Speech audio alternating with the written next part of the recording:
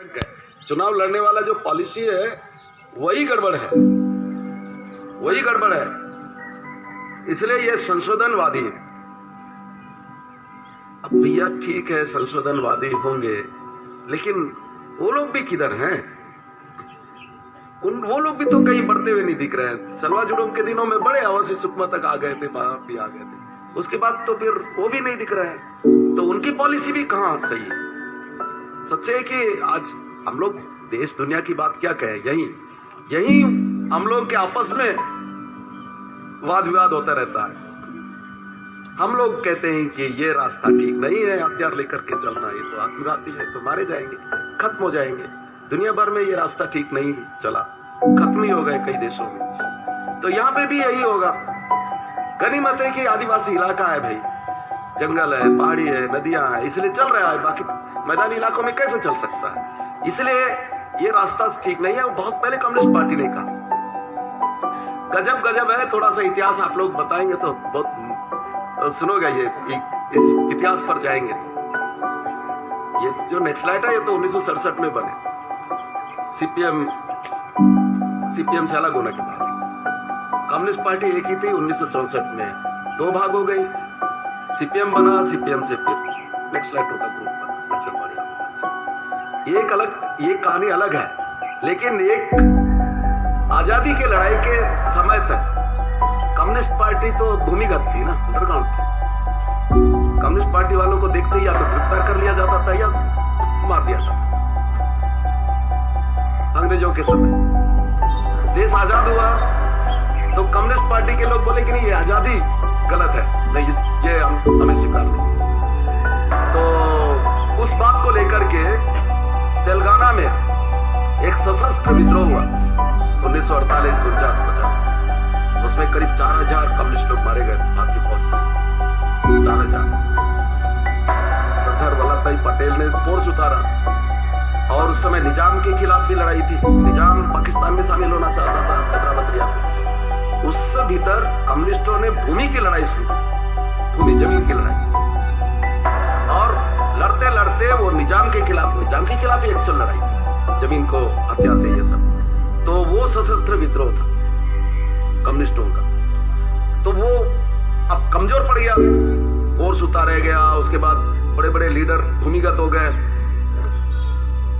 शबाना आजमी का नाम सुने ना, वो उनके पिताजी कैफी आजमी, ये लोग सब 5 बड़े बड़े कम्युनिस्ट, सिराश्वर राव, राज बहादुर गौड़, ये सब ऐसे जो कम्युनिस्ट लोग हैं, ये बस्तर के जंगलों में पना लिए 6 महीने उन दिनों फोर्स आ जाने के बाद।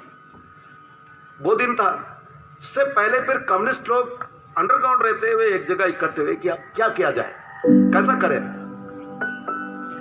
तो तय हुआ कि नहीं, 3 लोग जाएंगे रूस, बात करेंगे स्टालिन से कि इसका क्या, उससे सलाह लेंगे। तो 3 लोग पैदल गए। उस समय पाकिस्तान बना ही था, लेकिन पैदल पैदल ये लोग लाहौर के रास्ते ताशकंद पहुंचे। कोई इस क्या नाम, अफगानिस्तान होते हुए ताशकंद, कोई क्या नाम बसों में, कहीं पैदल, इस तरीके से करते। फिर ताशकंद पहुंचने के बाद फिर ये लोग मास्को गए, फिर स्टालिन से मिले। इस पूरे दरमियान करीब 3 महीने लग गए। स्टालिन से बातचीत हुई।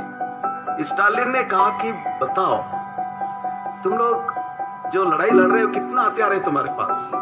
बोले नहीं, बहुत घिसा पिटा हथियार है। बहुत अच्छा हथियार नहीं है। तो बोले भारतीय फोर्स के पास तो बहुत बंदूकें, गोला बारूद है। बोले हाँ, तो कैसे लड़ लोगे? तुम्हारे पास कितने लड़ाकू लोग हैं? तो संख्या बता। बोले इतने संख्या से तुम लोग लड़ लोगे?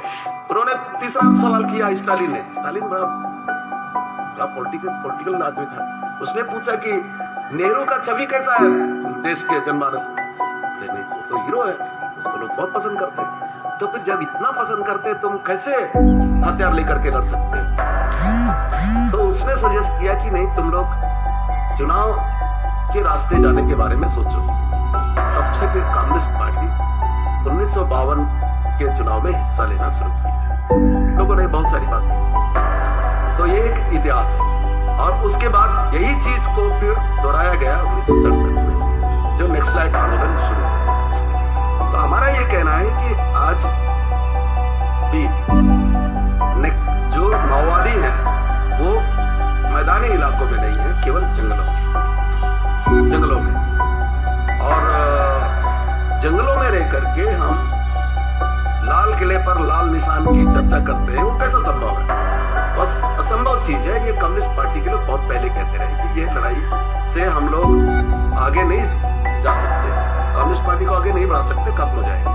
इसलिए हम लोग को ये रास्ते पर चलना चाहिए। वो विवाद आज तक है नक्सलाइट और हम लोगों के बीच में।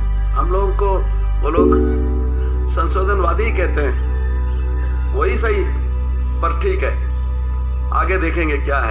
ये हम लोगों के बीच में अक्सर होता रहा है कि हम लोग सोचते हैं, आज हमेशा उनके और हमारे बीच में एक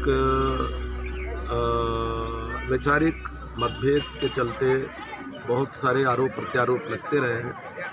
उनके तरफ से भी लगाए गए, हमारे तरफ से भी लगाए गए। ये वैचारिक है, लेकिन ये भी सच है कि आज मंथन करने की ज़रूरत है, उनको भी और हमें भी। क्या हम लोग जिस रास्ते पर जा रहे हैं वो रास्ता सचमुच फलदायी है क्या? कम्युनिस्ट पार्टी को या देश की जनता को उससे कुछ फ़ायदा हो रहा है, या उनके रास्ते पर वो क्या हासिल कर रहे हैं? उनको भी मंथन करना है, उनको भी सोचना है। यही हमारी अपील है। और दुनिया में बहुत सारे संगठन हैं जो माओवाद के रास्ते पर चलते रहे हैं। वो लोग भी अपना रास्ता बदल दिए हैं। हमारा पड़ोस में नेपाल सबसे बड़ा उदाहरण है। आज की तारीख में साउथ अमेरिका के बहुत सारे जो ऐसे देश में है जो माओवादी संगठन थे, वो भी अपना रास्ता बदल चुके हैं। तो हम तो अपील कर रहे हैं उनसे कि अब वक्त है कि इस पर विचार करें, पुनर्विचार करें और आगे सब मिल कर के लड़ें, प्रजातांत्रिक तरीके से लड़ें। ये हमारा उनसे अपील है।